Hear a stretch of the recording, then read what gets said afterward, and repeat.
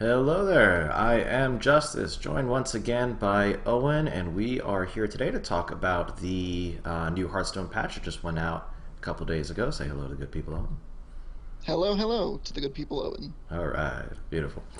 Alright, so we're going to quick go over not everything that's in the patch, just the parts that we feel are kind of most relevant and kind of give our thoughts on that. I do have them pulled up here so you guys can take a look. The first thing that I do want to talk about is the slight change to the wording on Murlocs. One of the kind of unique things about the Murlocs that I think no other tribe had was that they affected the entire board.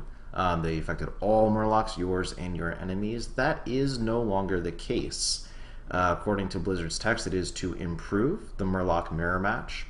So you can see the examples here of Murlocs that previously said all and now just affect your own. So I'll pass it over to you, Owen, your thoughts on that change. Um, I think that this is a clearly very good change. Um, this is something that like other games like Magic the Gathering kind of did away with some time ago. In fact, when I first started playing Hearthstone, it was very reminiscent of the sliver mechanic Mm-hmm. that Magic the Gathering used, which was another mechanic where it always affected every creature of the same type in play. And honestly, they were just a headache to deal with. It was problematic for develop from a development standpoint because it kind of limited the kind of effect you would want to put on these kind of things.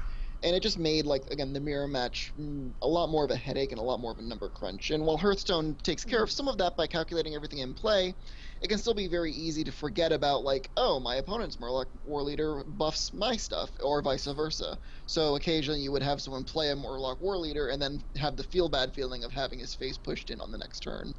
Um, so, in my opinion, this is a no-brainer. I think it was just them being a little bit slow on the uptake and not realizing that, like, I don't think that global effects really are all that great for most players. There are some people who like them, but I think most players' play experience will be improved by this. I agree. I will say there were some comments from some players that they actually liked that part of the mirror match, that it did provide a kind of an extra layer of complexity that they enjoyed having to try to navigate around. And that was what actually made, say, the Anyfin Paladin mirror match kind of interesting and exciting. But I do agree with you that overall it is a positive change. And I think you hit the nail on the head. The biggest issue that it solves is that it does open up more design space, whereas before Murlocs had to be balanced very, very carefully around the fact that a lot of their most powerful effects were global. So yeah, I do think it is a good change. I'm with you there. So the next relevant thing, I think, and this was just a matter of time before it happened, but it still is worth discussing, is that in the arena, the Karazhan cards will now show up with the same frequency as other card sets, so it is no longer weighted.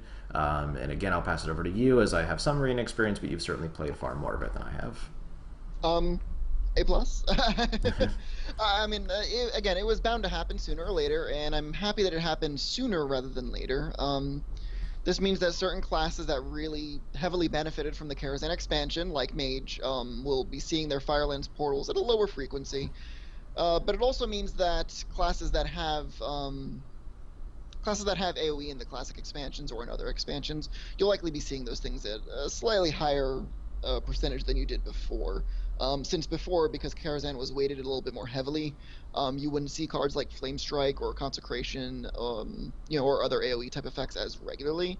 I think that now you will see them a little bit more frequently than you did before. So, while I still don't think it's necessarily correct to play around it most of the time, just because it's still not super likely that they're going to have the AoE. I think it's just something to bear in mind that once you start getting to the higher win rates, you already should start to expect to see like Flame Strike or cards like that, and maybe start thinking about playing around it. But just be aware that those cards are going to be showing up at a little bit of a higher frequency than before, just because the weight on the Karazhan expansion is no longer there. As far as actually affecting any of the rankings, as far as like which classes are best, I don't think it'll really make a big difference, to be honest. I You mean, don't Mage is think just Mage having more access to Flame Strike and Fireball will push them down a notch? I mean, I don't know. I'm not an expert, but no, seriously. I think part of the reason that Mage is so powerful in Arena, in addition to its very good hero power, is just the fact that like at every expansion, for Mage class cards, there's powerful options in almost all rarities, and I think that heavily influences the fact that like when Mage class cards show up, you're pretty happy taking them most of the time. Whereas that's not really the case even after the patch that we had a couple patches ago. That removed some cards from Arena. I think that because a lot of the mage cards are just so utilitarian and so good, it's still very difficult for other classes to compete with them. All right, and I think maybe even that topic of arena balance is maybe a good topic for another video, but it's good to touch on here. So in any case, we know what we're looking at here. I'm gonna if it's all right with you, just run through the bugs real quick. I don't think they need a lot of discussion, just worth touching on in an efficient manner.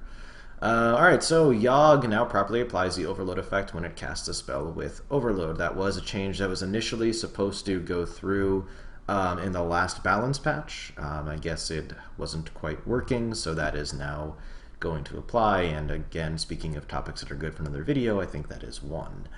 After that, Sir Finley Mrglton, speaking of Murlocs, no longer offers lesser heals an option of hero powers to discover when played by Tyrande, because for some reason, playing as Priest, Finley said, hey, you want a new hero power? How about Priest?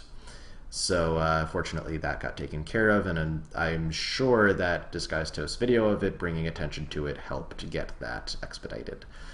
Thanks, Toast. Alright, so casting Entomb on a transformed minion will no longer reveal the minion's identity if it gets drawn again. This was kind of a niche scenario. It wasn't something that was happening all the time, but it was a little silly that it was happening at all, so it's good that it is gone. And finally, Gladiator's Longbow now properly prevents damage caused by Explosive Trap. From what I've been seeing, this is a bug that's been around for a long time, so they finally got to taking care of it. So that's that. Next up, and this there was one other sorry. one other glitch. There was one other Yes. glitch that I thought you might want to touch up upon. Yes. Casting Silver Moon Portal or Moonglade Portal would occasionally cause the summoned minion to float, and depending on where it decided to float, it would sometimes be over another minion. Oh yeah. There was a video. Who was it? Trollden. There was a Trollden video kind of making fun of this, where the person who sent in the clip like had to inch his cursor just right on the one pixel that was available to try and make the finishing attack. So it's good to have these kind of graphical problems fixed as well. Yes. Excellent. Very good. Thank you. All right. So the other big part of this patch we want to touch on is a whole lot of new quests, and I have them up on the screen here so you can take a look at them. It is just leaving one off on the bottom, so you can see that here we go. Now, these quests, and there are a lot of them, are big for a few reasons. First, we do have a few more 100 gold quests, which is cool. We got some 60 gold quests in there, which we don't, exactly have a ton of before this patch, so that's nice. Some new 50 gold, 40 gold, so there's some more quests that will award a little bit more gold. The big part of these, however, one of the main complaints that the player base has had with the quest system for a long time, one of the biggest complaints, has been how many quests there are to win a certain number of games with a particular class. And if that class is either not very strong in the current meta priest, or you don't have enough cards. Some people only have cards to make a good deck in a few classes, not for all of them. They felt they were punished very heavily by these win quests because they can be very difficult to complete, especially if it was, win 5 games, with 2 classes, neither of which, you can make a strong deck for. So in a lot of different varieties now, we have quests that reward simply playing games with those classes rather than having to win with them. There's the very simple ones of play 50 class cards of each of the classes, so you can see those as the 60 gold quests. And then in the 50 gold quests, we see something that gets a little bit more interesting. We have play a certain number of different tribes, beasts, Murlocs, pirates, etc. And then even some more specialized things, like my personal favorite quest title of Tiny Bubbles Make Me Happy, which they do. Play 10 Divine Shield minions, or, play a certain number of Taunt or Overload cards.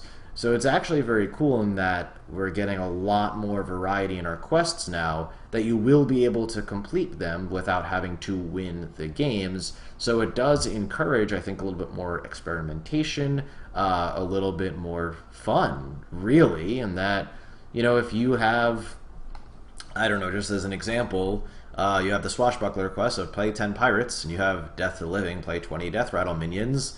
Yeah, maybe you just go to casual or even wild and decide, yeah, I'm going to try to play, my N'Zoth pirate deck. Not really a thing normally, but hey, now you can, and I think just encouraging that level of fun and not just, oh my god, I have to win this number of games, I think was a very, very good move on their part. Yeah, I totally agree. I think that is a long time coming. I am honestly just surprised that it took as long as it did to implement more quests and a larger variety of quests. I'm especially pleased about what they did with the 50 gold quests. I would like to see more quests like this. I think that, frankly, the win X amount of games or play X amount of class cards even are a little bit boring, and I personally like that. I like the quests that have interesting goals.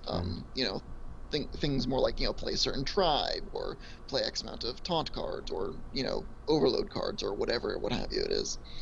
So yeah, I think that that's something that I would like to personally see more of as quests at least. I find it interesting that the two 100 gold quests that they implemented are not necessarily something that's easy to do. I think the previous 100 gold quest was just win 7 games, if I remember I correctly. believe so. Yeah, so not super hard for that one, I would say for most people, but the new one of like play 75 Murlocs, um, you're going to be hard pressed to do that in 7 games, I would say, or any number of games.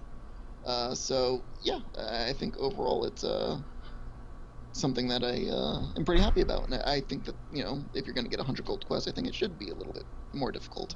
Right. So yeah, so overall, quite pleased with the direction that this patch took. I think there's a lot of good here, a lot of things to be excited about, a lot of things that, as I said, just make the game a little bit more fun, a little bit more interesting. And I'm just going back over to make sure we didn't miss anything, but I think it pretty much covers it. It is overall a good patch. It's not a huge balance patch like the other one, but it does still add enough into the game, particularly with those quests, that I think it will help with overall enjoyment of the game and keeping it just that much more fresh, just by a little bit. So that about covers it. Owen, is there anything else you wanted to say before we sign off or no? No, I think that just about covers it. All right, great. So thank you guys for watching. As always, we're always happy to read your thoughts, so feel free to comment below, and we will see you soon.